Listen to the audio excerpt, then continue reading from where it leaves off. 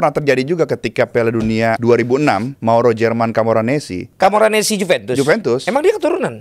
Kan dia kan orang Argentina, Bang. Italia aja yang juara udah juara berapa kali nyari talent tuh Bang ya. Yang keturunan ya. Iya, dan sekarang kita nih ada di fase di mana ada talent war, Bang.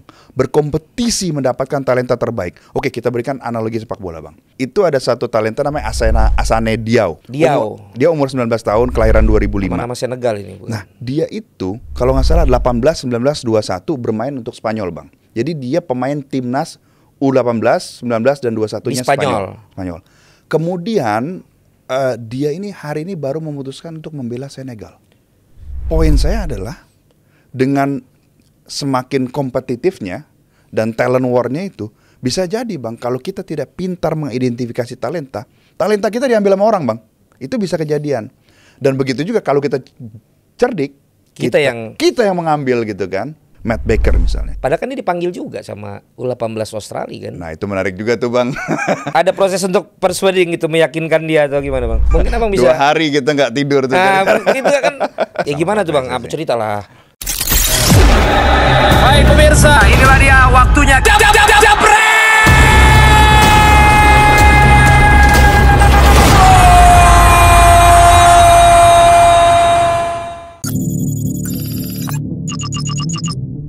Jebret Tim, kembali lagi Jebret Talks, kita ngobrol-ngobrol. Kemarin itu selain Atep, sebelumnya kita sudah bersama dengan Yusa Nugraha. Ini adalah sosok yang kita kenal sebagai orang-orang yang mewawancarai pesepak bola keturunan yang sebelumnya bahkan belum menjadi pemain tim nasional. Akhirnya sekarang banyak yang sudah menjadi pemain tim nasional. Termasuk juga sekarang mewawancarai pemain-pemain keturunan lain yang juga belum. Tapi kita nggak tahu nanti apakah setahun 2 tahun lagi pemain-pemain tersebut juga akan menjadi pemain tim nasional. Tapi sebelum Yusa Nugraha, ada sosok yang juga sebenarnya punya peran, punya kontribusi dalam mengajak bicara pemain-pemain keturunan atau diaspora. Bahkan juga sosok yang satu ini bisa dianggap kepedulian dan keahliannya memang di situ. Makanya saya hari ini mau belajar.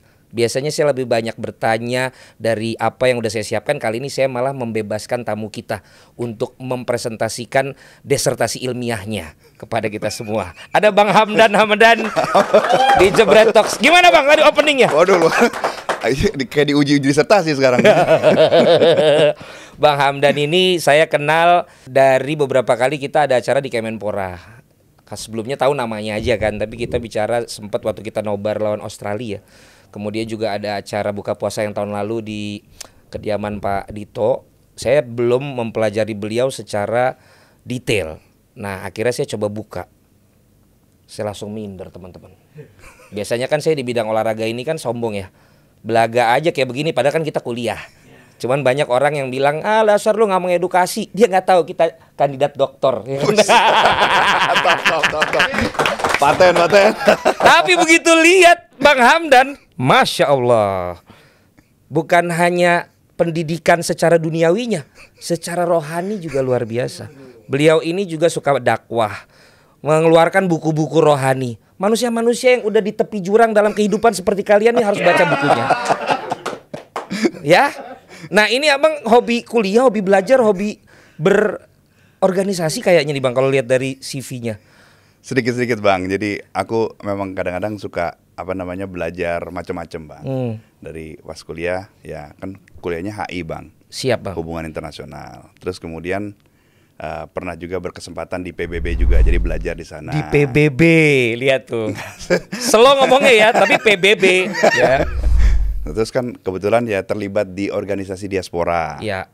Nah, kebetulan pas 2012 itu kan ada Kongres Diaspora. Ya. Aku terlibat, terus juga ada pembentukan chapter diaspora. Aku kebetulan ikut juga dan alhamdulillah dipercaya menjadi Presiden Indonesian Diaspora Network Northern California. Ngerti gak lu? Nah, terus ya Presiden Indonesian Diaspora Network Northern California Utara. Belum selesai di situ kan, Bang? Apa? Belum selesai di situ kan? Setelah itu Bang, itu kan keterlibatan. Jadi pertama kali dengan dunia diaspora secara langsung ya dari situ. Tahun berapa itu? Itu mulai dari 2012, Bang. Berarti kita bicara sekarang rame-rame sampai 2025 ini Abang udah mempelajari dan ada dalam bidang itu sudah 13 tahun. Kurang lebih Bang. Wow. Secara formal dan informal. Siapa Bang kompetitor Abang mengenai belajar mengenai diaspora ini, ada nggak orang lain? Banyak yang lebih hebat, banyak yang lebih hebat. Oh gitu. Iya. Cuman waktu itu mungkin karena aku sempat dipercaya jadi direktur eksekutif di Jakarta. Aku tuh bikin salah satu project adalah mendata diaspora berbakat Indonesia di bidang bisnis, potential investor, terus kemudian entrepreneur, kemudian inventor gitu kan. Nah, dari data-data tersebut itu secara tidak sengaja juga, secara osmosis lah, kita menemukan data-data olahragawan juga. Bidang olahraga. Nah, terus kita gali lagi, ketemu juga pemain sepak bola. Dulu tuh nama-nama yang pertama kali muncul tuh kayak Raja Nainggolan, back in the days ya. Yes. Terus kemudian ada beberapa juga atlet, misalnya atlet Bukan hanya sepak bola. Bukan hanya sepak bola. Nah, tapi gara-gara kita nih di tim pada saat itu hobinya sepak bola, akhirnya side project ini keterusan lah. Digali, kita dapatkan begitu banyak nama. Nah, kemudian data ini menemukan relevansinya ketika aku bertemu dengan Pak Iwan Bule, ketua umum sebelumnya. Itu sih Bang, kurang lebih. Itu awalnya. Awalnya betul. Jadi tidak sengaja juga Bang. Berarti sebelum urusan dengan Pak Iwan Bule untuk khususnya pemain-pemain diaspora untuk sepak bola, memang sebelumnya sudah berkecimpung sebagai, berarti istilahnya apa Bang? Peneliti, pelaku yang tentang diaspora itu apa ya? Jadi kan dulu aku semacam kayak volunteer menjadi kayak local chapter leader di California Utara. Ini waktu yang SMA apa kuliah Bang? Waktu itu udah ngajar juga, jadi dosen juga. Jadi pada saat itu ini kan Bang, taruh dulu, ngajar di Amerika. Iya Bang. Bahasa Inggris dong. Kurang lebih begitu Bang. Sombong bener. Nggak, tapi poinnya itu kan seperti organisasi Bang. Iya, Bang. Kita kan volunteer base. Tapi kan ketika di headquarternya di Indonesia kan harus ada yang menggawangi itu. Yes. Harus ada. Akhirnya pada saat aku balik ke Indonesia, aku diminta menjadi direktur eksekutif. Nah, di situ baru full time-nya gitu, full time job-nya di situ. Nah, di situ kita mulai side project. Dan waktu pertama kali ketemu sama Abang, aku kan sebenarnya lagi bikin aplikasi Bang. Waktu untuk Liga Santri, inget nggak Bang? Yang di ini sama Pak Dudung ya? Pak Dudung betul. Yang lagunya ngopi dulu ya. Bikin lagu kan waktu itu. Iya. Oh itu ada Abang ya? Iya. Kan Abang yang yang mimpin MC-nya segala macam kan. Ya saya bidangnya itu aja Bang, soalnya ngajar juga sulit. Aku kan ngefans sama Abang, jadi aku langsung nyamperin Abang minta kenalan. Abang yang gitulah, kita aja segen sama Abang. Saya tuh jarang ketemu orang lain segen loh, tapi ketemu Abang sih segen. Apalagi kalau udah tahu pendidikan di belakangnya. Saya orang yang sangat-sangat kalau ngeliat orang yang memang latar belakangnya penuh dengan pendidikan, dengan pengalaman, itu kita segen Bang. Karena berarti ini yang hadir di depan saya ini udah prosesnya panjang ini, secara intelektual gitu kan, secara akademis kan. Tinggal nanti kita tunggu aja gelar Profesor Hamdan Hamadan Bang ya, berarti ya. Nah, tapi omong-omong saya mau narik sebelum ke hobi bolanya dulu dan nanti hubungannya project yang dengan sepak bola Bang, bicara diaspora. Tapi secara, emang orang sekarang banyak bilang kita udah gak zamannya lagi lah bicara tentang pewarganegaraan atau naturalisasi untuk timnas kita. Saya sepakat bahwa kita sekarang udah menyadari bahwa mereka semua punya hak untuk itu dan berguna untuk tim kita juga gitu loh. Tapi yang saya pengen tahu kan, saya dikit-dikit kemudian saya juga lihat dari Abang nih suka bikin apa, kalau peneliti kayak Abang apa berarti artikel atau jurnal ya? Ya iseng-iseng nulis di Instagram Bang. Jangan gitulah. Supaya nggak pikun Bang. Bukan. Abang nih kadang-kadang merendahnya tuh keterlaluan sombong ya. Saya bacakan dulu teman-teman ya. Ini bukan di Instagram ini. Ada tulisan beliau. Judulnya Indonesian Diaspora and Dual Citizenship, The Benefits. Itu tahun 2015. Abang udah nulis tentang itu di Jakarta Post. Jakarta Post ngomong itu sister company kita Pak. Oke. Satu grup lah. Siap. Sombong juga kita ya kan. Padahal bukan saya itu. Terus Abang juga nulis tentang diaspora, ada juga di web Abang ya. Tapi juga kan ditaruh di beberapa platform media juga. Begitupun juga tentang diaspora, ini judulnya Diaspora Indonesia, Bela dan Bangun Negara, sebuah perspektif. Nah, dari sini saya malah kemudian mulai terbuka mata saya dan saya pengen dengar dari Abang bahwa kalau saya baca yang Abang bikin tuh ternyata sebenarnya konsep diaspora ini bukan semata-mata Abang dulu tuh karena mau ngurusin pemain diaspora bola. Ternyata bahkan diaspora saya baca ada dari zaman Bung Hatta memperjuangkan kita secara politikal di luar, dia punya resiko di penjara dan sebagainya. Ada yang di Mesir, oh saya jadi banyak baca pasal punya abang. Bisa dijelasin ke kita nggak bang orang-orang yang awam ini bahwa sebenarnya ternyata diaspora ini bicara tentang konsep yang lebih luas. Sampai tadi yang bela negara yang dalam tulisan abang bukan hanya sekedar membela tapi juga memelihara kalau saya tidak salah baca gitu. Boleh bang terangin ke kita. Luar biasa ini Bang Valen. Jadi bang, kalau kita lihat bang, sejarah manusia itu adalah sejarah migrasi bang. Oke. Jadi bahkan sampai saat ini bang, ada 280 juta manusia bang, yang saat ini bang tinggal di negara yang bukan tanah kelahirannya. 280 jutaan orang. Iya, berarti sebesar negara apa tuh bang? 280 ya nggak jauh-jauh dari kita juga bang itu. Jadi bayangkan sebesar Indonesia, saat ini ada orang-orang yang tinggal bukan di tanah kelahirannya. Tersebar ya bang. Tersebar ya? Gitu. Nah, kalau kita melihat persebaran orang Indonesia itu kan terjadi migrasi, baik yang apa yang disebut sebagai forced migration. Jadi migrasi yang dipaksa. Mungkin arguably misalnya ini terjadi pada saudara-saudara kita yang dibawa ke Suriname. Ya kan, ada juga yang kejadian. Ada yang memang secara sukarela, voluntary migration, ada yang juga yang sifatnya forced migration, dipaksa untuk pindah ataupun diiming-imingi dan lain sebagainya. Nah, kalau kita lihat ternyata sejarah Indonesia itu banyak sekali orang-orang Indonesia yang pada saat itu belum merdeka terlibat dalam suatu konsep untuk memerdekakan Indonesia. Kita tahu misalnya Bung Hatta dan Bung Sultan Syahrir. Mereka itu mengkampanyekan kemerdekaan Indonesia tahun 1920-an ke seantero Eropa. Walaupun mungkin mereka itu bisa menjadi target operasi mungkin oleh pihak Belanda. Jadi TO ya. Jadi TO kan. Tapi mereka sudah berani menyuarakan kemerdekaan Indonesia. Lalu mereka kembali ke Indonesia untuk menyelesaikan misi itu bersama dengan Bung Karno dan para tokoh-tokoh bangsa. Nah, di situ juga ada peran misalnya bang pada saat itu sebelum kemerdekaan ya. Pada saat Indonesia baru merdeka misalnya, ada tokoh-tokoh seperti para diaspora di Mesir, ya, yang bekerja sama dengan delegasi Indonesia yang pada saat itu dikirim namanya Haji Agus Salim. Untuk mendapatkan pengakuan kemerdekaan pertama di Mesir. Nah, diaspora di Mesir ini sudah mengkondisikan itu bang. Sudah melakukan lobby-lobby kepada pemerintah Mesir. Bahwa alhamdulillah ada suatu negara bernama Indonesia yang alhamdulillah merdeka di bulan Ramadan. Bung Karno kan memerdekakan, Bung Karno dan Bung Hatta itu kan memproklamirkan kemerdekaan Indonesia di bulan Ramadan. Di hari Jumatnya, hari Jumat juga nih bang. Hari Jumat. Alhamdulillah nih bang, berkah nih bang. Betul. Di hari Jumat mendeklarasikan kemerdekaan Indonesia atas nama segenap rakyat Indonesia. Nah, kemudian beliau mengutus Haji Agus Salim untuk mendapatkan pengakuan pertama.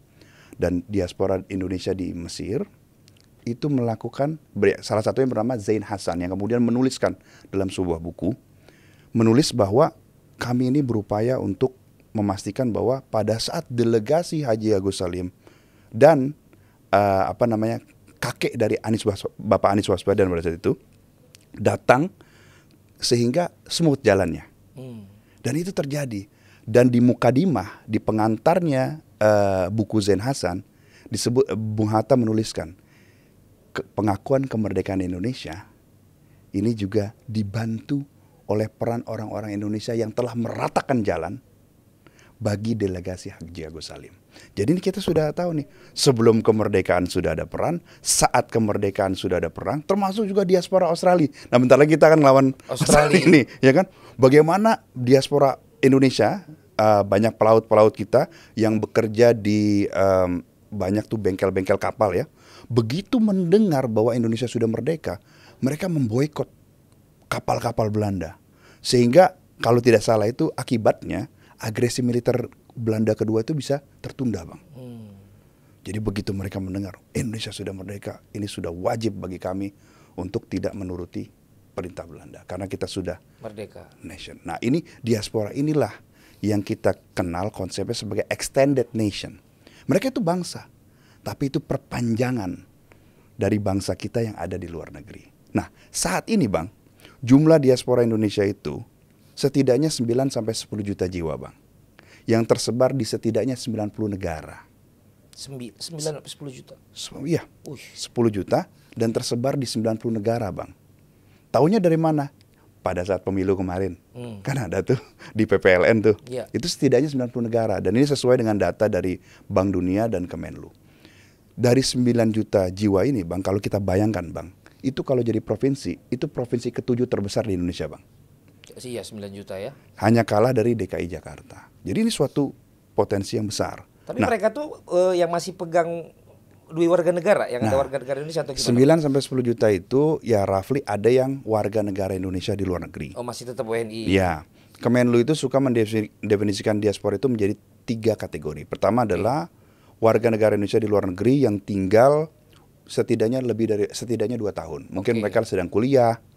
Oke, betul. Mungkin Makanya banyak anak kuliah di diaspora, banyak anak-anak kuliah kan. Betul. Ataupun mereka sedang bekerja juga, Bang. Oke. Nah, kemudian kedua adalah mantan warga negara Indonesia. Lalu yang ketiga adalah anak dari warga negara Indonesia di luar negeri atau anak dari mantan warga negara Indonesia di luar negeri yang sekarang itu istilahnya itu mereka itu anak ABG, anak berkewarganegaraan ganda terbatas. Oke. Ini juga karena ada. Di sana mereka boleh warga negara ganda ya. Betul. Setelah 2006, Agustus 2006 itu jika warga negara Indonesia melahirkan seorang anak, anaknya itu bisa mempunyai 2 paspor. Setelah Agustus 2006. Terutama ini negara-negara yang menganut sistem jus soli. Jus soli itu berarti by land, soil kan land. Jadi misalnya dimana ada di tempat dilahirkan ya. Betul, misalnya ada anak yang lahir setelah Agustus 2006 ya, dia lahir di Amerika Serikat. Nah, Amerika itu melihat orang yang lahir di sana sebagai potential taxpayer. Wah, calon pembayar pajak nih. Mendingan kasih paspor. Kasih paspor. Jadi mereka by default mereka kasih paspor. Kalaupun kita mendaftarkan visa ke Amerika, dikasih paspor, Bang. Karena ini ada birth certificate Amerika. Iya. Gitu. Jadi bisa sampai punya dual citizenship terbatas ya. Anak kewarganegaraan terbatas hingga 18 tahun plus 3 tahun, 21 tahun. Nah, tentu, Bang, ini sebagai potensi yang besar. Di sana mereka ada yang menjadi dokter. Ya. Mereka ada yang menjadi lawyer, mereka ada yang menjadi profesor, mereka ada yang menjadi pekerja migran, mereka ada yang menjadi atlet sepak bola, basket dan lain sebagainya. Ada yang kontribusinya misalnya seperti pekerja migran Indonesia yang merupakan pahlawan devisa kita. Itu, Bang. Abang pakai jaket Unhan, Bang. Abang tahu aja. Kemhan. Saya baru diundang sama Kemhan, dapat jaket. Ini gagah sih langsung ngerasa pakai. Iya, Bang. Aku ini staf khusus Kemhan ini jangan-jangan ini. Saya enggak, Bang. Saya cuma lihat memang PSSI awal-awalnya mempertahankan mulai menaturalisasi itu dari pemain-pemain belakang, Bang. Berarti pertahanan ini diperkuat, Bang. Ada Martin Pas, ada Verdong, ada Sandy Walsh, Martin Pas, balik lagi, ada Kevin Dix. Jadi memang pertahanan dulu, Bang. Ini perkuat. Oke. Sesuai konsep dengan Kementerian Pertahanan. Nah, Bang. Oke, bayangkan, Bang. Budget pertahanan Indonesia, Bang, itu sekitar 130-140 triliun. Kontribusi pekerja migran Indonesia dan diaspora Indonesia dalam mengirimkan remitansi transfer dari luar ke dalam negeri itu sekitar 10 billion US dollar, berarti 160 triliun, Bang. Ini potensi apa sudah Sudah, Bang. Berarti bayangkan dalam bentuk apa itu, Bang, remitansinya? Uang, Bang. Kan transfer ke dalam negeri, Bang. Jadi dari luar negeri, Bang, para pekerja migran kita, Bang. Pajak atau enggak, kirim uang ke Indonesia, Bang. Oh, kirim uang, sorry. Mereka bekerja di luar negeri. Ininya pekerja migran Indonesia, diaspora Indonesia kemudian mengirimkan mentransfer uang ke dalam negeri, entah itu buat keluarganya dan lain sebagainya. Bayangkan budget pertahanan kita 130-140 triliun. Pahlawan devisa kita mengirimkan 160 triliun, Bang. Jadi lebih besar daripada budget pertahanan kita. Kok bisa ketahuan, Bang? Kan tercatat, Bang. Waduh. Tercatat, Bang ya.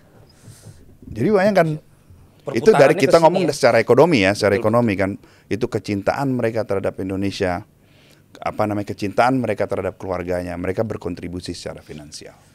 Saya punya sepupu, Bang. Ini kita jadi klinik ini nih, klinik kewarganegaraan ya kan. Masa bola mulu sih, elah.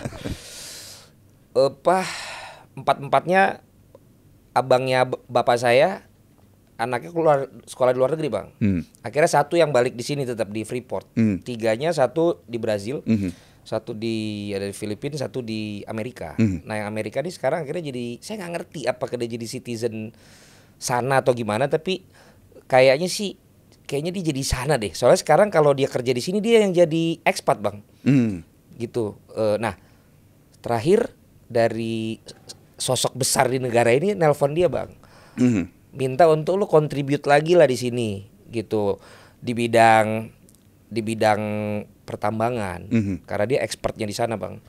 Terus konsepnya tadi bahwa kan lo tuh tetap darah lu darah Indonesia. Betul. Gitu. Sekarang lah waktunya lo setelah dapat ilmu di sana, lo mendedikasikan lagi lah ilmu lo itu untuk negara ini. Jadi lo baliklah ke sini gitu. Nah kalau yang seperti itu juga banyak bang.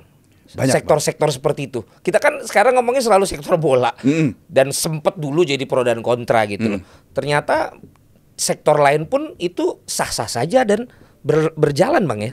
Iya bang, jadi yang seperti abang sampaikan yang tulisan saya di 2015 itu, sebetulnya saya mengadres bahwa ini ada anak-anak ABG kita, anak berkeluarga ganda terbatas. Mungkin mereka setelah umur 21 tahun, mereka nggak aware bang, kalau mereka tidak memilih Indonesia, mereka otomatis WNA bang. Ini yang kejadian seperti Cyrus Margono, kiper ya kan. Nah dia nggak aware kalau dia itu sebelum 21 tahun dia harus mendaftarkan diri ataupun mengisi formulir bahwa dia mendeklarasikan dia memilih Indonesia. Nah poin saya adalah bang, ini talenta-talenta kita bang di luar negeri, entah itu dibilang sektor mining, IT, cyber security, mereka ini bang sebetulnya ada keinginan dari pengalaman saya, keinginan untuk memberikan kontribusi kepada Indonesia. Mungkin terbentur regulasi ataupun belum tahu caranya. Nah, mereka ini yang saya tulis dalam artikel itu, apakah mungkin mereka itu tidak perlu memilih, terutama untuk anak-anak bang? Karena kan anak-anak kan tidak memilih tempat kelahiran bang. Jadi udah lahir aja. Udah lahir di sana kan. Nah, ketika dia harus memilih kewarganegaraan umur 18 atau 21 tahun, dia itu belum pada peak performance-nya bang. Betul. Kalau pemain bola 18-21 tahun masih lagi mencoba nembus tim utama kan. Iya. Nah bagaimana ini kalau dalam kasusnya mereka, kita bisa memanfaatkan by extending the age, bisa mungkin 30 tahun ataupun lebih, tapi dengan konsep apa yang disebut sebagai brain circulation. Jadi kalau kita punya orang pinter di luar negeri, orang pinter beneran ya, bukan sidekick kan, bukan cenayang ya. Orang pinter, orang intelektual, orang pinter beneran orang pinter nih. Ya kan? Jadi misalnya bayangkan bang, kalau misalnya ada banyak orang pintar atau orang cerdas berbakat di Indonesia, dia pindah dari Indonesia ke luar negeri, maka apa yang disebut sebagai brain drain. Jadi drain keluar ya. Kayak India banyak ya. Drain ya. Nah, tapi kalau kita mendapatkan kembali, namanya brain gain. Nah, tapi drain dan gain. Drain dan gain. Tapi pertanyaan sekarang gimana kalau kita kadang-kadang nggak bisa nih milih langsung, saya mau tinggal di Indonesia, saya mau tinggal di luar negeri. Bagaimana kalau brain circulation? Mereka mungkin menetap 5 tahun di luar negeri berkarir, terus mereka berpikir, saya mau kontribut di Indonesia, mungkin seperti sepupu abang.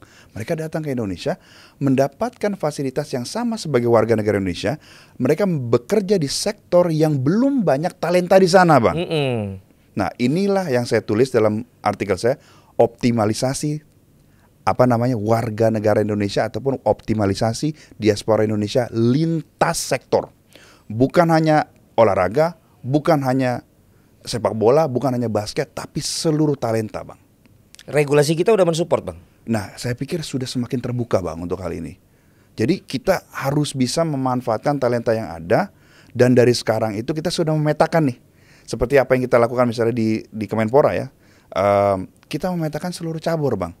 Bukan hanya sepak bola, kita mendapatkan sekitar 600 nama atlet lintas cabur lebih dari 10 cabang olahraga. Diaspora. Dan sekarang kita nih ada di fase di mana ada talent war, bang. Berkompetisi mendapatkan talenta terbaik. Oke, kita berikan analogi sepak bola, bang. Hari ini saya baca di football. Ini kita mulai bola nih, seru nih. Football Italia, bang. Aduh. Ada tim kebanggaan kita yang dimiliki oleh orang Indonesia, Como ya. Iya, di bang. Italia. Saya bangga sekali tuh ada pemilik pemilik Indonesia di kebetulan saya fans Liga Serie A, bang. Apa abang klubnya? Inter, bang. Kata dia Merda, bang. Nggak apa gitu. Kalau klub itu aku bilangin, kalau klub kita boleh mendua, bang. Oke, tapi Tapi kalau timnas cuma bisa 1, Bang. Ya, kenapa Bang? Ya kan timnas cuma di Indonesia aja, Bang. Tapi zaman-zaman kalau dia kan baru sekarang ini melenceng sedikit aja, Bang. Iya. Saya kan punya second timnya, Indonesia udah pastilah. Second tim national team saya kan Belanda dari dulu. Makanya sekarang happy banget nih. Malah bisa apa ya? Oranye Indonesia gitu kan. Tapi Abang selain Indonesia masih kalau yang nonton Piala Dunia nih, Abang dulu jagoin siapa? Italia kalau nggak Brazil, Bang. Oh, iya. Tapi kembali ke Como, Bang. Hari ini saya baca, itu ada satu talenta namanya Asane Diao. Dia umur 19 tahun, kelahiran 2005. Nama Senegal ini, bukan? Nah, dia itu kalau nggak salah 18, 19, 21 bermain untuk Spanyol, Bang. Jadi dia pemain timnas U18, 19 dan 21-nya Spanyol. Kemudian dia ini hari ini baru memutuskan untuk membela Senegal. Jadi poin saya adalah dengan semakin kompetitifnya dan talent war-nya itu bisa jadi, Bang, kalau kita tidak pintar mengidentifikasi talenta kita diambil sama orang, Bang. Sepakat. Gitu, Bang. Itu bisa kejadian. Dan begitu juga kalau kita cerdik, kita yang mengambil gitu kan. Seperti mungkin Abang bentar lagi kita akan nonton timnas U17. Matt Baker misalnya. Kita kan sejak awal mengidentifikasi. Public speaking-nya bagus lagi, Bang. Iya, memang keren itu. Bahasanya suaranya berat terus keren lah. Untuk ukuran U17 saya pikir kita harus bisa kayak begitu pemain-pemain kita. Jadi memang salah satu mandat. Abang yang ngajarinnya jangan. Enggak, Bang. Salah satu mandat yang diberikan oleh Mas Menpora, Mas Dito adalah mengidentifikasi ABG, anak berkewarganegaraan ganda terbatas. Jadi dia memang dari awal sudah punya paspor Indonesia atau bisa mendapatkan paspor Indonesia tanpa naturalisasi. Nah, kita lihat dari dia bermain. Jadi langsung, Bang, ya. Langsung. Tanpa ini proses yang lebih susah kan. Kita melihat wah ini Matt Baker spesial, makanya ketika ada permintaan dari Coach Nova, kita tempatkan dia sampai gambarnya saya masukin di depan tuh, Bang. Iya. Kode lah istilahnya gitu kan ya. Ternyata Coach Nova juga sangat happy. Dan senangnya dia mau ya, Bang ya. Padahal kan dia dipanggil juga sama U18 Australia kan. Nah itu menarik juga tuh, Bang. Mungkin Abang bisa 2 hari kita nggak tidur tuh. Nah, itu kan nggak tahu kita. Oh ternyata ada ininya juga, Bang. Ada proses untuk persuading gitu, meyakinkan dia atau gimana, Bang? Iya, mungkin ya bersama-sama lah. Ya gimana tuh, Bang? Apa cerita lah. Saya senang sama Matt Baker nih. Orang Batak dia ya. Si Torus ya. Iya kan? Ibunya ya. Iya, si Torus itu. Anak baik, kakaknya juga baik juga. Kakeknya Ted Baker ya. Yang punya baju bukan. Oh, bukan. Sorry, Bang. Gimana, ada proses apa untuk dia bisa akhirnya memutuskan itu, Bang? Jadi ini teamwork ya semua. Jadi saya mendapat WA dari ibunya bahwa ibunya bilang, Pak Hamdan ada waktu untuk ngobrol, nggak ada sesuatu yang ingin kami bicarakan gitu. Terus saya bilang ya monggo yuk kita ngobrol gitu kan. Terus dia mengatakan kepada saya, kami mendapatkan surat dari Australia untuk mengikuti TC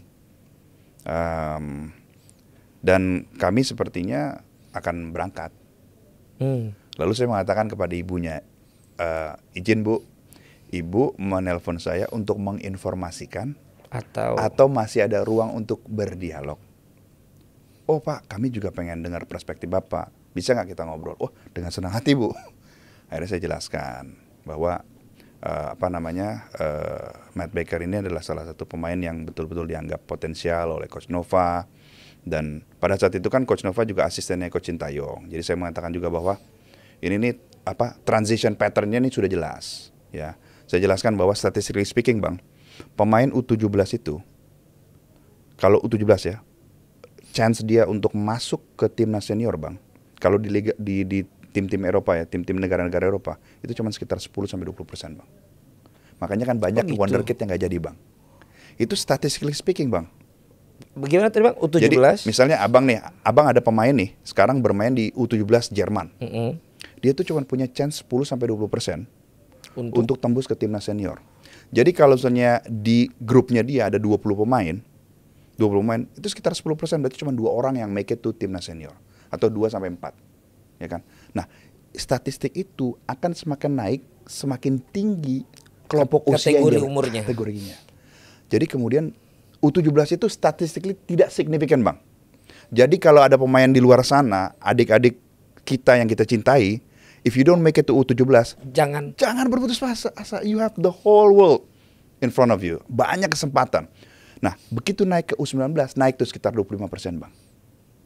Itu U19. Masuk make sense. Begitu dia naik U21 itu bisa 40-50%. Tinggi lagi. Nah, itulah sebetulnya transisi yang ideal. Jadi 17, 19, 21. Nah, saya waktu itu menyatakan kepada mamanya, kepada orang tuanya, kepada Matt Baker dan ayahnya juga.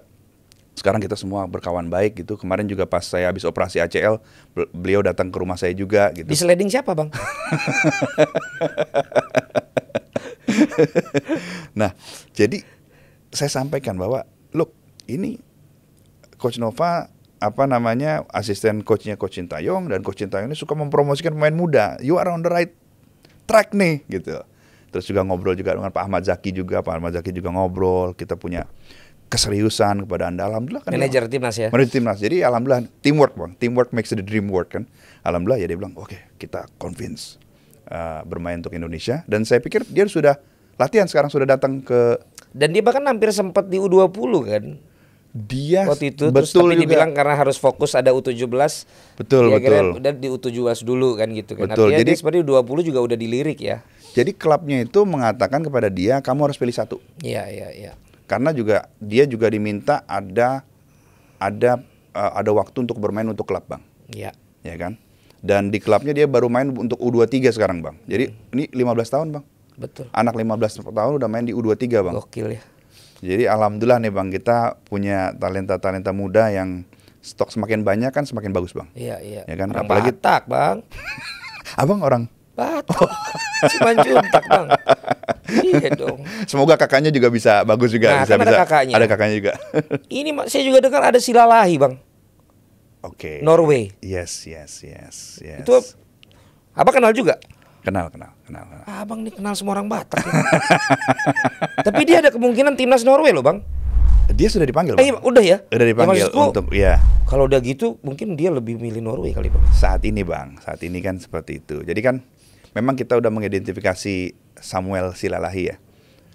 Sejak lama dia kelahiran 2005, Bang. 2005. Kelahirannya bareng sama saya lagi, Bang. 2 Juninya. Makanya Abang 2005 kok. Dewasanya cepet banget. Jadi kita waktu itu sempat ada permintaan untuk mengidentifikasi. Berarti udah 20 tahun, Bang ya? 19. 2005, 19 ya. Jadi talenta yang sangat bagus. Kita juga sudah mendata dia gitu kan. Dan ya memang belum sempat saja menyerahkan data tersebut. Karena kami punya tiga tujuan di tim riset diaspora. Pertama itu adalah mendata sebanyak mungkin atlet lintas cabur. Kedua adalah menyerahkan data ketika diminta. Jadi kita udah siapkan. Nah, memang pada saat itu belum sempat bertemu dengan Coach Indra untuk menyerahkan data. Di salah satu nama itu adalah nama Samuel itu. Jadi udah ada dalam database. Data kita sudah ada gitu kan. Dan aku juga kemarin juga sempat ngobrol juga sama ayahnya. Sangat baik. Wah, ayahnya. Berarti yang Silalahi bapaknya apa ibunya?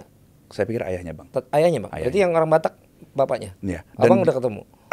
Dengan ngobrol sudah bicara dengan ayahnya. Ya. Dan alhamdulillah keluarga atlet, Bang. Oh gitu. Ini nih, ini yang saya sebut buy one get one free nih. One get one free, ada aja istilahnya. Jadi maksud saya gini, Bang, kan ada mencari diaspora itu ada banyak caranya, Bang. Iya. Ya, aku suka sebutnya 3 cara. Pertama adalah finding a needle in haystack, mencari jarum dalam lemari. Aduh, kita mencari konsentrasi populasi diaspora di mana, terus kemudian cari klub yang ada di mana, cari satu persatu, capek, Bang. Kedua adalah berbasis komunitas, kita approach komunitas. Ketiga by referral, Bang. Kita buy one get one. Gitu. Jadi, Pak, Bapak kenal member get member. Bapak kenal ada atlet-atlet diaspora yang punya darah Indonesia dan bermain di level kompetisi yang bagus. Oh, saya ada. Jadi alhamdulillah kita habis ngobrol dengan ayahnya Samuel. Ya, dapat lagi gitu kan. Jadi Abang data kalau ini Abang bantu di Kemenpora ya? Kemenpora. Untuk data diaspora ya? Betul. Overall atlet berarti berapa, Bang? Yang sudah terdata? Kita sekarang 600-an, Bang. Untuk sepak bola? Sepak bola mungkin ada 300-400, Bang. Jadi 50% lebih? Iya, Bang, karena kan ngefans bola. Dan juga waktu itu kan dari mulai pada saat saya selesai di PSSI kan, itu kan kita dapat udah 200 nama, Bang. Waktu itu, pas Abang di PSSI? Iya. Terus jadi, kan abis itu kan ke Kemenpora. Kemenpora udah dapat plus 200, Bang. Belum apa-apa udah plus 200 kan. Nah, di antara yang udah 200 plus 200 itu termasuk yang sekarang udah main di timnas nggak, Bang? Semua itu ada di radar waktu itu Abang database? So far sih semuanya ada. Semuanya. Kecuali satu orang yang saya betul-betul waktu itu nggak aware. Namanya Amer Birkik. Oh. Tapi selebihnya Welber Jardim, you name it lah. Termasuk yang 3 yang dinaturalisasi baru-baru ini juga kita semuanya sudah tahu gitu. Oh, yang Mulyadi. Iya, itu udah. Si Palu Pesi tengah ya.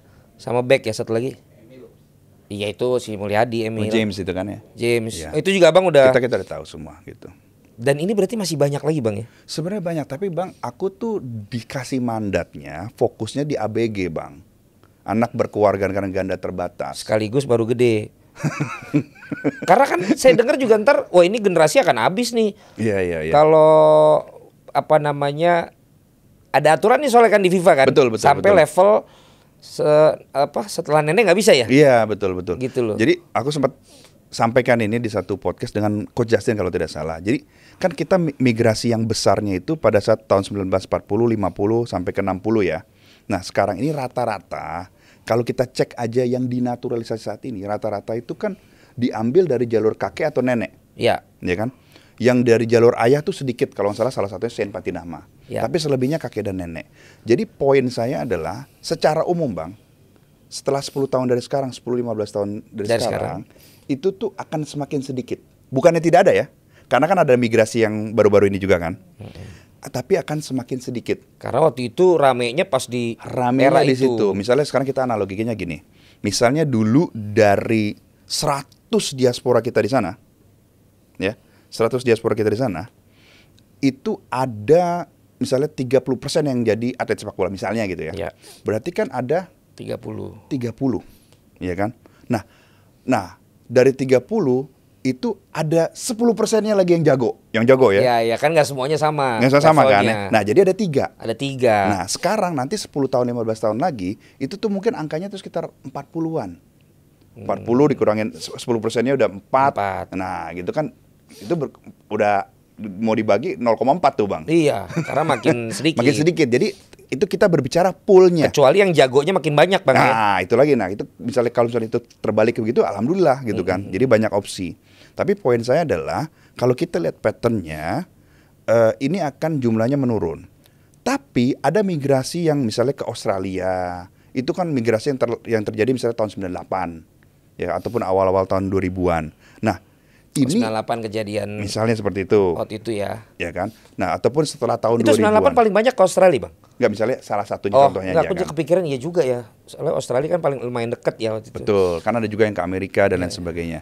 Nah, poinnya itu ketika ada Undang-Undang Nomor 12 Tahun 2006 yang disahkan Undang-Undang Kewarganegaraan itu yang membuka pintu untuk ABG, itu kan setelah Agustus 2006, Bang.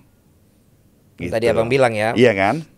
Jadi itulah porsi yang sedang difokuskan oleh kami. Seperti halnya pada saat kita menyiapkan untuk membantu, pada situ ada request untuk mencari pemain untuk Piala Dunia U17. Sorry Bang, itu ada di Undang-Undang Kewarganegaraan? Betul Bang, Undang-Undang nomor 2006 itu? Iya, Undang-Undang nomor 12. Tentang yang ABG ini? ABG itu Bang. Apa Bang tadi? Anak berkewarganegaraan ganda terbatas. Ya, ganda terbatas ya? Betul.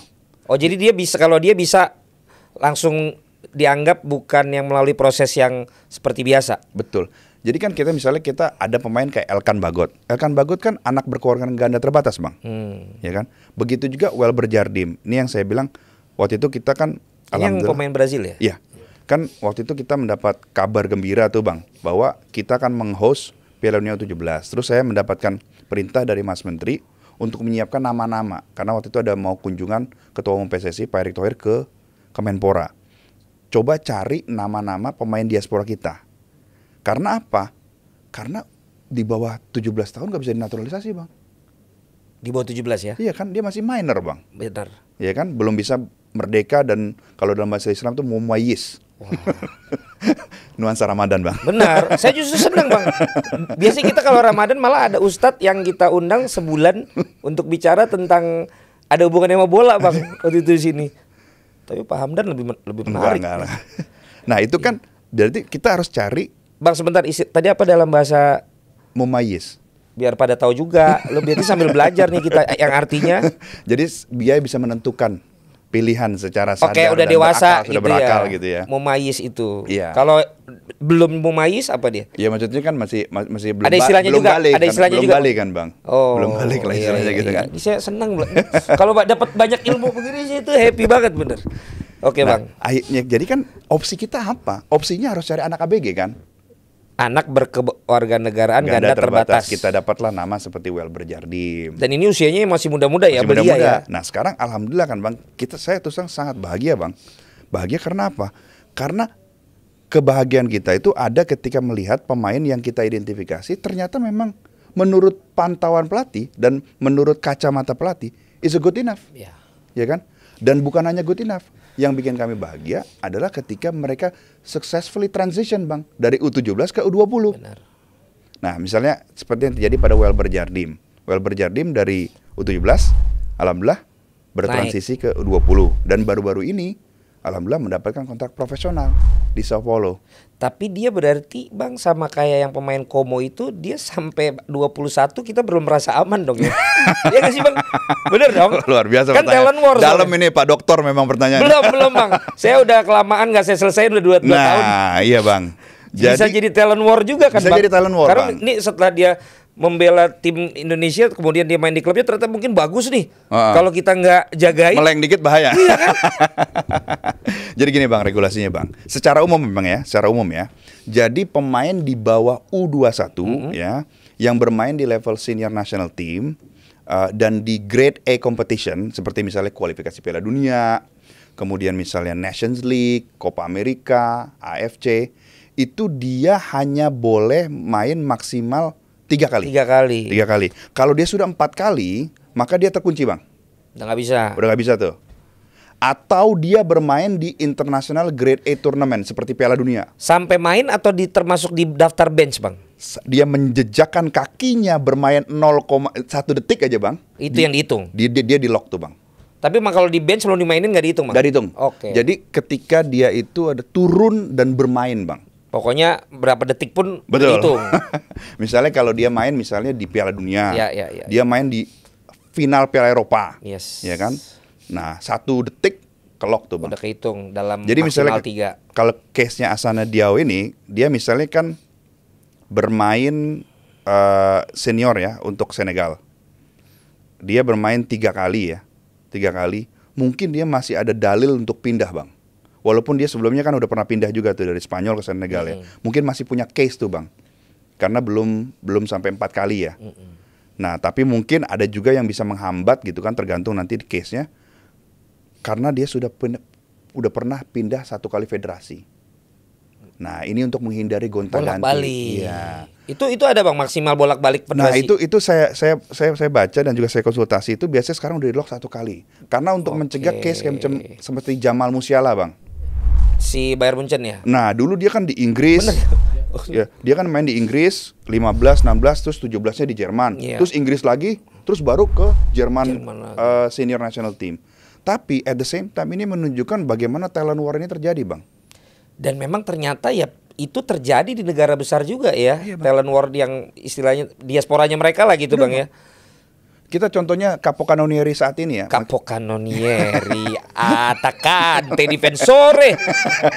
Nggak, belum official, tapi kan saya kan pernah menggunakan contoh ini, Bang.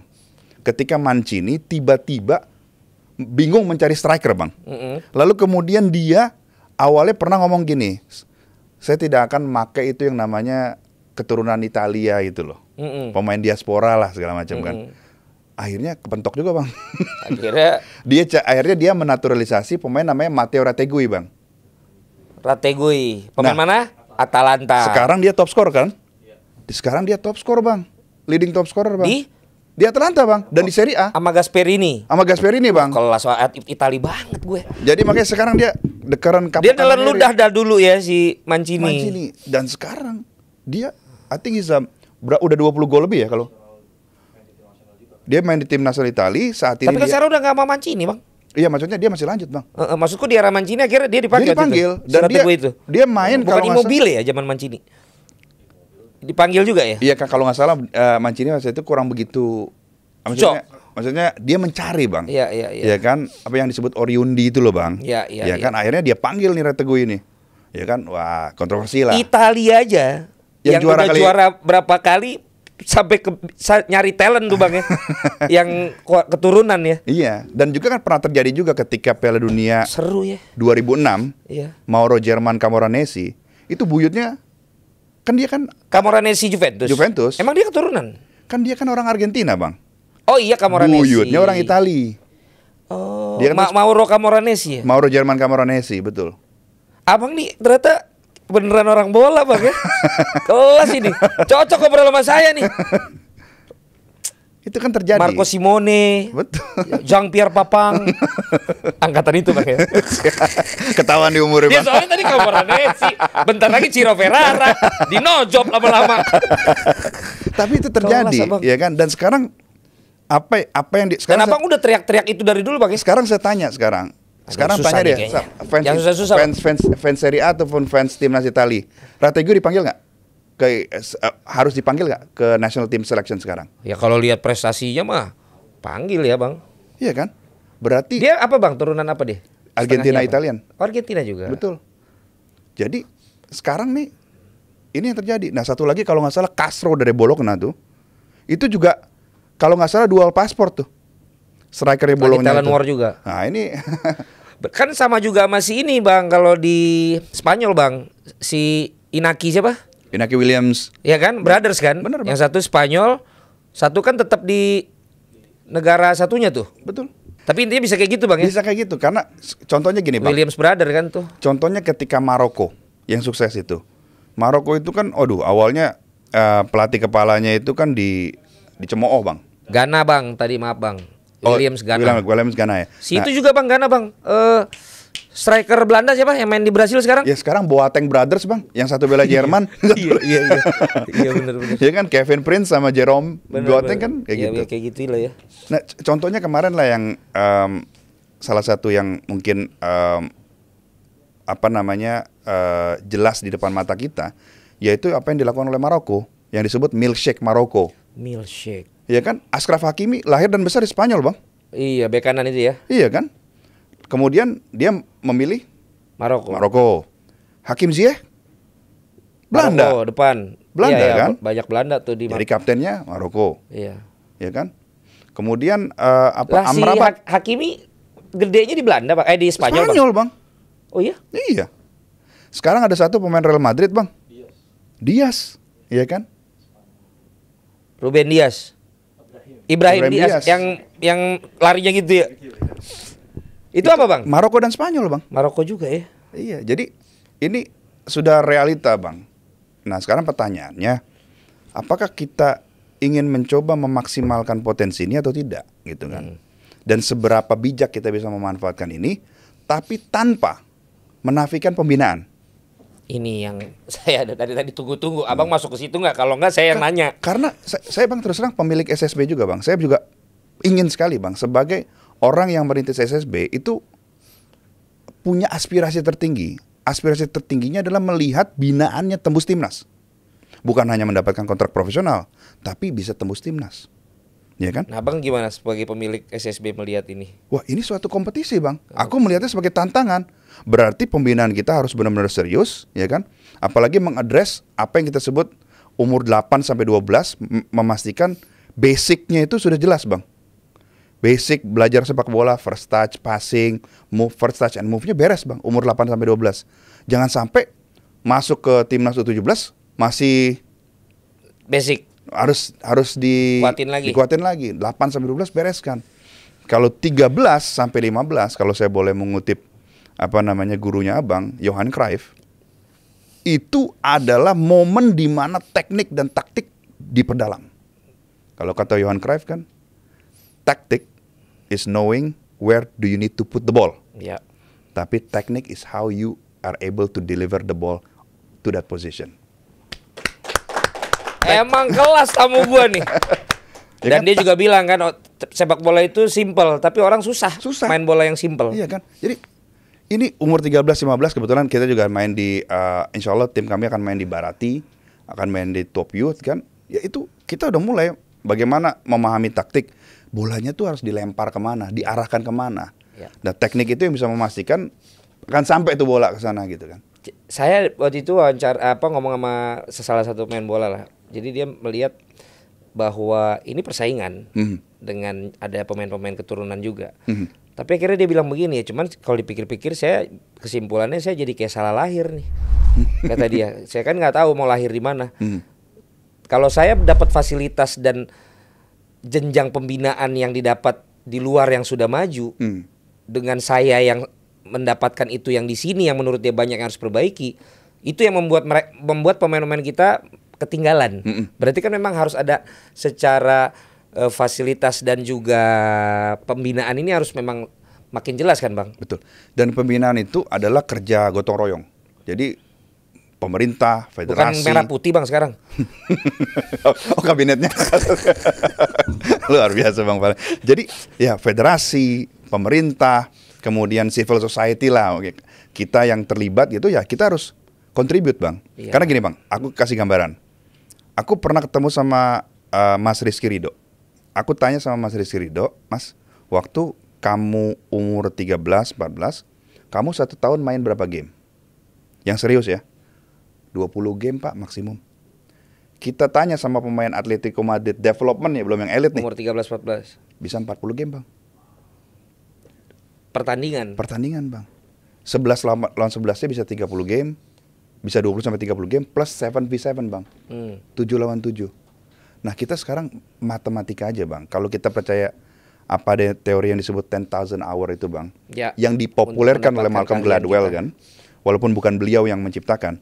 Intinya itu kita butuh intensive training and exercises and matches ya 10.000 jam. Kalau dari umur 13 tahunnya ini kita udah dapetin 40 game buat anak-anak kita, insya Allah Bang, saya percaya talenta kita juga tidak kalah, ya kan? Asal kompetisinya ada, trainingnya juga proper, saya pikir we have a chance. Nah sekarang pertanyaannya, kita harus memastikan trainingnya benar Bang, ya kan? Jadi coachesnya benar gitu kan, dengan sertifikasi, memahami betul bagaimana cara karir growth-nya seorang potensial atlet itu seperti apa. Kemudian memastikan game time-nya itu. Dengan kita sudah dengar tim kepelatihannya kan lengkap nih Bang. Sekarang national team. Terus nanti kita nunggu direktur teknik juga. Apakah memang ini juga menurut Abang akan menjadi bagian dari proyek jangka panjang yang blueprintnya juga sudah disampaikan Pak Ketum ya kemarin sampai dengan nanti 2030-an 2045 untuk termasuk mulai juga membuat satu revolusi lah untuk pembinaan itu. Apakah ini menurut Abang termasuk dengan tim ini? FIFA mendefinisikan direktur teknik itu sebagai arsitek sepak bola yang sebuah negara Bang. Ya itu kalau direktur teknik ngomongnya long term Bang. Kalau coaches short term. Karena coaches kan ada target nih.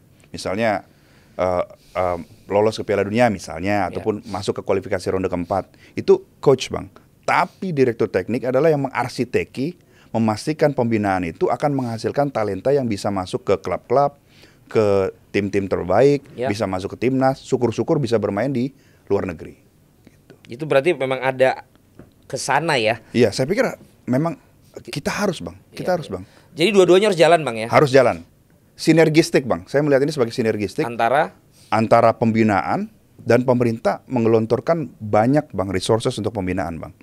Seperti SKO, Sekolah Kejuaraan Olahraga, PPLP, PPOP, kemudian misalnya di Youth Athletic Center kita yang di Cibubur itu yang sedang dibangun itu kan juga akan menjadi semacam asramanya buat atlet-atlet spesial negara kita, lintas cabur. Nah, diharapkan dari itu muncullah talenta-talenta baru. Jadi pemerintah is all in untuk ini. Ya kan, memasukkan semua kemampuannya untuk memastikan pembinaan berjalan dengan baik, tapi juga tidak menafikan potensi diaspora. Jadi ini bisa sinergistik gitu. Abang kalau misalnya Abang diminta di dalam PSSI, Abang tuh cocok di mana menurut Abang nih? Saya di Kemenpora bahagia Bang. Iya kan aku bilang kalau lagi di PSSI, kan Abang gila bola ini ternyata. Abang di bidang apa Abang kalau misalnya ditawarin bantu PSSI, kira-kira mau di bidang apa nih Bang Hamdan gitu? Wah aku alhamdulillah aku sudah bahagia di Kemenpora Bang. Kita lain syakartum la azidannakum wa lain kafartum inna adzabillahi syadid. Jika engkau bersyukur atas nikmatku, niscaya akan aku tambah untukmu. Tetapi kalau engkau ingkar, tidak bersyukur, ingat azabku amat pedih. Amin. Suasana Ramadan ini. Siapa yang senang tamunya seperti Bang Hamdan, mana suaranya? Gokil ini, kita dapat 2 in 1. Bola dapat, zikir dapat nih. Agama kita juga dapat. Saya langsung merasa I feel blessed banget nih dapat seperti Abang begini. Jadi, Bang, ini kita sudah sejaman juga. Oke. Jadi kita nanti harus ada episode yang lain ini. Karena tamu seperti Abang ini ibarat gelas saya biasanya kering, Bang, karena saya terus yang ngomong. Kalau sama Abang tuh gelasnya makin penuh. Wah. Karena saya dapat banyak ilmu dari Abang. Sama Bang, aku juga belajar dari Abang. Abang nggak bisa gitu. Saya emang gak ada apa-apanya, Bang. Ya kan? Teamwork make the dream works. Betul. Kelas banget. Iya, nggak apa-apa, tepuk tangan. Itu kata Bang Hamdan tadi. Dan kalau engkau mau jadi seorang memiliki expertise, 10.000 jam kamu lakukan apa yang kamu mau jadi ahli itu ya Bang ya. Betul. Itu yang harus kamu lakukan. Misalnya kamu pengen tahu tentang agama, 10.000 jam kamu belajar yang benar. Nah, kamu belajarnya malah hal-hal yang gak bagus. 10.000 jam kamu lakukan itu. Kamu apa lagi? Keliling-keliling hotel kamu gak jelas. Uang gaji kamu hanya dipakai untuk hal-hal seperti itu. Bang, nasihatin tolong Bang. Abang ini buku-bukunya, Abang buku agama berapa Bang? Berapa tulisan? Berapa buku? Ada 7 kalau nggak salah. Ada 7. Judulnya apa Bang? Aduh, agak lupa. Nggak, yang paling ada. Aku bikin zikir pagi petang, terus juga ada refleksi juga, berguru pada saru gitu-gitu. Boleh Bang, kita berguru sama Abang boleh ya? Ini bener-bener Bang Jangan perlu jangan Bang. Aku Iya. juga masih banyak belajar lah Bang. Iya, tapi Abang perlu banyak belajar. Ini perlu dididik Bang. Kalau buku yang bukan agama Bang?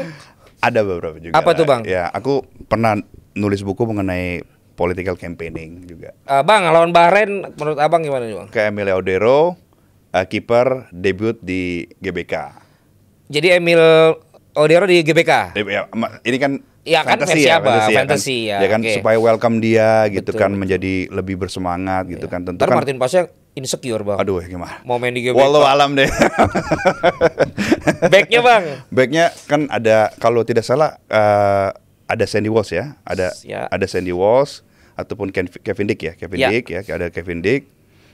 Kemudian backnya itu Rizky Ridho. Abang mau Rizky Ridho starter? Karena dengan JIZ kayaknya Nyetel ya Bang ya? Saya sepakat dapet, sama Bang ya kan? Saya nggak sepakat sama Atep. Oh gitu. Tapi semuanya bagus Bang. Ini kan Bagus Bang, aman Bang. Kiri Bang? Kiri Shane apa Verdong? mungkin ada yang James juga ya, ataupun ya mungkin iya, Calvin Verdong ya. Kemudian itu pemain yang sangat bagus tuh, sebenarnya underrated tapi sebetulnya sangat bagus. Iya emang itu. paru-parunya banyak deh. Iya. 3 Bang? 3 Tom Harus in my view. Oke. Karena itu metronomnya tuh. Pirlo-nya lah. Ya, Pirlo kalau di di lapangan playing saya, playmaker. Bang. Oh iya siap. Tom. Gak banyak lari Bang, cuma ngumpan aja. Iya. Tom, terus kemudian mungkin ada Ivar Yener. Terus kemudian Marcelino, our wonder kid, ya kan. Terus kemudian kalau 3 depan ya Bang ya. 3 depan. Romeni, ya kan. Kalau tidak salah Ragnar sudah bisa bermain lagi. Sudah. Ragnar sudah bermain lagi. Mungkin bisa Dean James itu yang baru mungkin Di kanan. sebetulnya dia di kiri ya. Dia kan di kiri. sebetulnya dia tuh winger Bang. Dia bisa winger juga. Jadi could be keren sih. Alhamdulillah kita opsinya banyak lah. Dan Abang lawan Bahrain sih optimis 3 poin Bang ya. Insya Allah Bang. Insya Allah. Di GBK bulan Ramadan habis taraweh menang Bang. Nah ini yang paling terakhir Bang. Iya. Paling terakhir. Iya. Abang nih saya lihat kemampuan berkomunikasinya itu kayak Pak Anies Baswedan nih Bang.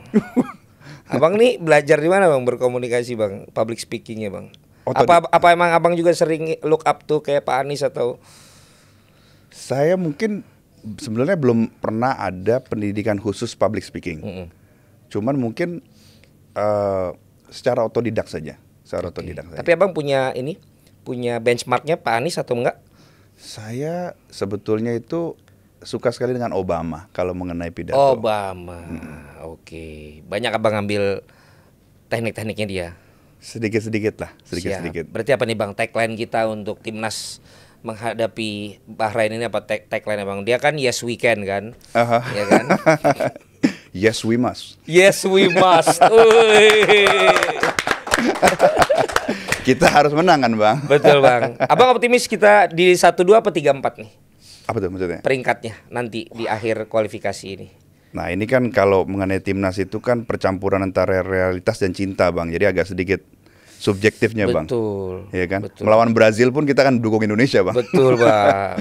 Ya saya berharapnya ini kita bisa. Sebetulnya kalau menurut saya cuman satu tim yang betul-betul kemampuannya overpowered itu Jepang. Jadi kalau kita bisa mendapatkan hasil positif di Australia, saya pikir insya Allah Bang, kita doakan bareng-bareng dapat 2 Bang, langsung kita dapat tiket ke Piala Dunia kan? Amin. Siapa kita? Demikian Jebret Talks yang berdaging ini bersama dengan Bang Hamdan. Terima kasih untuk sharingnya, bahkan juga untuk banyak ilmu yang dikasih ke kita. Semoga Abang nggak kapok main-main lagi ke sini, ketemu sama host yang out-outan begini Bang. Ya Bang ya. Suatu kehormatan Bang. Terima kasih atas undangannya. Bisa aja saya colek juga nih Bang nih. Kapan main bola juga lah Bang kita? Aku baru operasi ACL. Oh iya ACL, maaf. Aku pengen main lagi insya Allah bulan Juli lah. Boleh. Ya. Mungkin aku juga pengen lihat SSB-nya Bang. Siap, welcome Bang. Karena kita Besok, punya program-program juga yang mungkin kita bisa collaborate. Siap Bang. Dengan Jadi, SSB Abang. Kami kalau secara umum Bang ya, kami latihan Selasa, Kamis, Sabtu, Minggu jam 4 sampai jam 6 di PSF. Berarti di Pancoran Bang. Betul Bang. Welcome anytime Bang. Siap, jadi besok juga Bang, walaupun Ramadan kita juga ada. Tetap ada Bang ya. Iya. Abang rajin datang. Saya usahakan Bang Sabtu Minggu Bang. Oke. Iya. Ya bersyukur aja. Jadi Abang udah nggak ada ambisi kalau ke PSSI. Bang, ini alhamdulillah Bang, saya dikasih kesempatan Bang. Alhamdulillah Bang. Alhamdulillah Bang ya. Ada ucapan Umar bin Khattab radhiyallahu anhu, hatiku tenang mengetahui apa yang ditakdirkan untukku tidak akan pernah melewatiku. Dan apa yang melewatiku memang bukan pernah menjadi takdirku. Jadi Abang sekarang udah tenang di tempat yang Kemenpora, di tim komunikasi. Wah, ini saya bahagia dan sedang belajar banyak Bang. Pantesan Abang kelihatan glowing banget. Goat, glowing all the time. Sampai ketemu lagi di Jebret Talks berikutnya. Terima kasih guys. Hai pemirsa, inilah dia waktunya.